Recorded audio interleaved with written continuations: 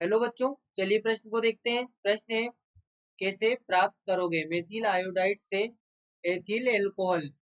तो देखिए बच्चों, यहाँ पर बात करें प्रश्न की मुख्य अवधारणा की। मुख्य अवधारणा, तो बच्चों यहाँ पे देखिए हमारे पास में हमें दिया गया है मेथिल आयोडाइड। तो बच्चों यहाँ पर हम क्या करेंगे कि जो मेथिल आयोडाइड, या तो हम यहाँ पर कोई आयोडाइड को यहाँ पर लें, हमारे पास में कोई एल्किल आयोडाइड होता है। तो बच्चों इसकी क्रिया यहाँ पर जब KCl से की जाती है तो ये विस्थापन अभिक्रिया होती है, और यहाँ पर KI की जगह यहाँ पर KI का निष्कासन होता है और RCN यहाँ पर आकर लग जाता है। अब बच्चों यहाँ पर जो RCN होता है, इसका यहाँ पर हम करते हैं अपचयन। यहाँ पर Na C2H5 OH की उपस्थिति में, इसका यहाँ पर जब 4OH की उपस्थिति में अपचयन किया जाता है तो बच्चों ये परिवर्तित हो जाता है RCH2 NH2 में। और बच्चों इसके पश्चात कि यहाँ पर जब नाइट्रस अम्ल से क्रिया की जाती है HNO2 से, तो यहाँ पर ये परिवर्तित हो जाता है एल्कोहल में। यहाँ पर ये एल्कोहल में परिवर्तित हो जाता है। यहाँ पर बच्चों हम क्या कर सकते हैं, एक और, यहाँ पर हम साइनाइड का कर दें जल अपघटन। साइनाइड का यहाँ पर हम जल अपघटन करते हैं, यानी H3O प्लस। तो यहाँ पर हमें प्राप्त होगा R, और यहाँ पर C OOH। और बच्चों इसकी क्रिया जब लिथियम एल्यूमिनियम हाइड्राइड से की जाती है, लिथियम एल्यूमिनियम हाइड्राइड से, तो यहाँ पर H माइनस होता है जो न्यूक्लियोफाइल होता है। तो बच्चों यहाँ पर ये इसको परिवर्तित कर देता है RCH2OH में।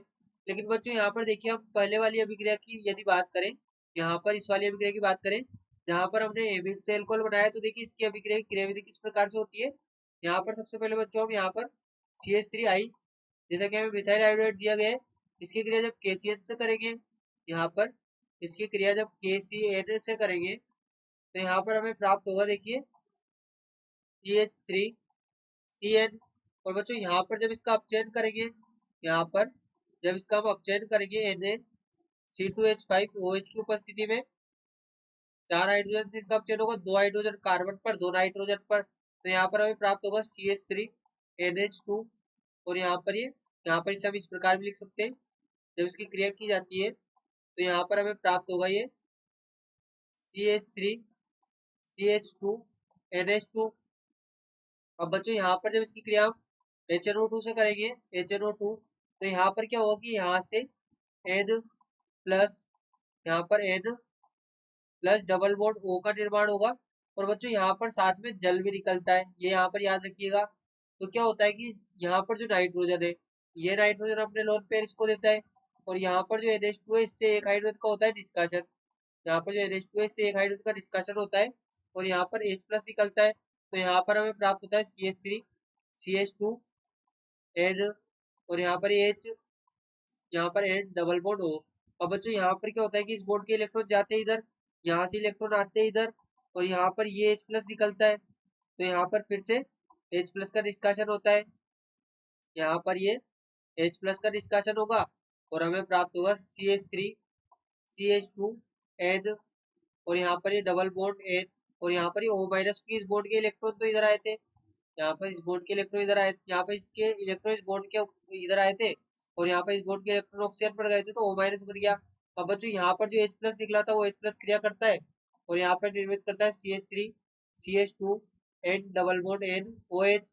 अब बच्चों जो दूसरा H प्लस यहाँ पर निकला था, एक H प्लस तो यहाँ निकला था, एक यहाँ निकला था, तो ये दूसरा H प्लस जब क्रिया करता है, यहाँ पर ये दूसरा H प्लस जब क्रिया करेगा तो ये निर्मित करेगा CH3CH2N डबल बॉन्ड N, और यहाँ पर OH, और ये यहाँ पर H आएगा तो ये ऑक्सीजन पर प्लस आ जाएगा, जिससे यहाँ पर जल का निष्कासन होगा, H2O यहाँ पर निकलेगा, और यहाँ पर हमें प्राप्त होगा CH3CH2N डबल बॉन्ड N, और यहाँ पर ये प्लस आ जाएगा, इस बॉन्ड के इलेक्ट्रॉन ऑक्सीजन ले जाएगा। तो यहाँ पर क्या होगी, यहाँ से इलेक्ट्रॉन आएगी इधर, और ये यहाँ पर निर्मित होगा CH3CH2N प्लस, और ये ट्रिपल बॉन्ड N, यहाँ पर ये ट्रिपल बॉन्ड और N यहाँ पर निर्माण होगा।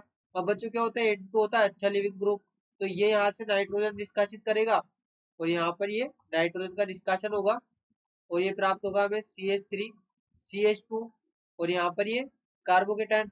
अब बच्चों यहाँ से जो यहाँ पर हमने पहले देखा था कि यहाँ से जल का निष्कासन होता है, इस जगह से यहाँ पर जल का निष्कासन होता है, तो ये जल यहाँ पर जल अपघटन करवाता है, यहाँ पर ये जल अपघटन करवाएगा, देखिए, और ये यहाँ पर जल अपघटन करवाने के बाद निर्मित करेगा एल्कोहल को। तो यहाँ पर ही होगा CH3 CH2 और यहाँ पर ये OH, इस प्रकार से निर्मित होगा। तो जो यहाँ पर हमें फाइनली एल्कोहल प्राप्त होगा, ये इथाइल एल्कोहल हमें यहाँ पर प्राप्त होगा। यहाँ पर ये हमने मेथिल आयोडाइड से मेथिल आयोडाइड से यहाँ पर हमने प्राप्त किया है एथिल एल्कोहल। यहाँ पर ये एथिल एल्कोहल हमने प्राप्त किया है, ये हमारे पास में एथिल एल्कोहल होगा। देखिए बच्चों यहाँ पर हम लिख सकते हैं इसे, यहाँ पर भी हम लिख सकते हैं CH3 CH2OH, ये हमारे पास में बच्चों एथिल एल्कोहल होता है, एथिल एल्कोहल। बच्चों यहाँ पर हमने अभिक्रियाओं के द्वारा एथिल एल्कोहल की प्राप्ति की। आशा करते हैं आपको प्रश्न समझ आया होगा। धन्यवाद।